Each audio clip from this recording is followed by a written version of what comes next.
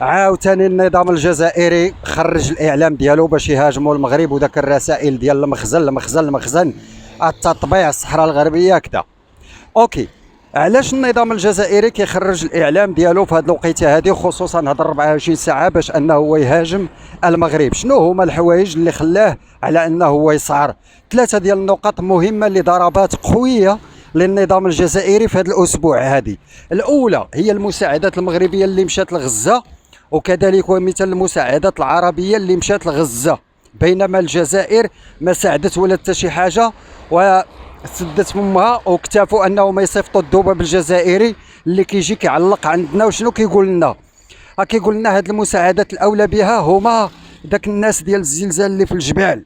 ياكم اولاد الحرام، ياك كنتو كتقولوا حنا مطبعين وخاص غزه وخاص غزه وغزه وغزه.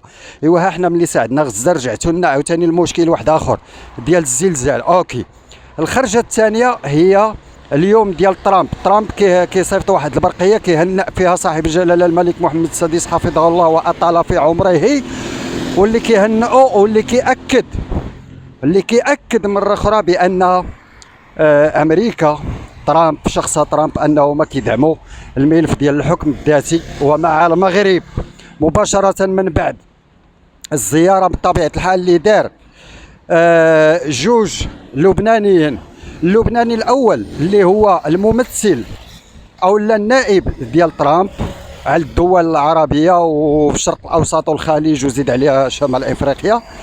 كذلك ومثال اللبناني الثاني اللي هو رئيس ديال لبنان، اللي بجوج بهم قالوا واحد الكلام زوين من قلب الجزائر وحرجوا الجزائر وقالوا واحد الكلام زوين على المغرب. والخطاب ديال الرئيس ديال لبنان تم على المباشر، وحرجهم هو فاش ذكر اسم المغرب. فشنو داروا؟ مسحوا ذاك الخطاب وداروا اجزاء وزوروه وحيدوا ذاك الطرف وعاد ولاو نشروا مقاطع ديال الفيديوهات. ولكن تصابوا المغاربه برافو ليهم، تصابوا هزوا ذاك المقاطع في الوقيته البث المباشر خداوه. اوكي، الحاجه الثالثه او الرابعه شنو هي؟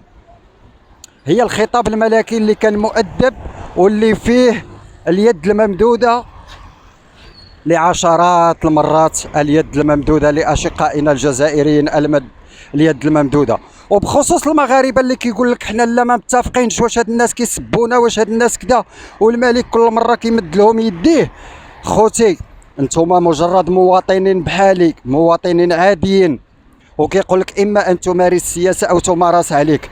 والملك ديالنا كيمارس سياسه ذكيه جدا اللي كطيحهم دائما في الفخ.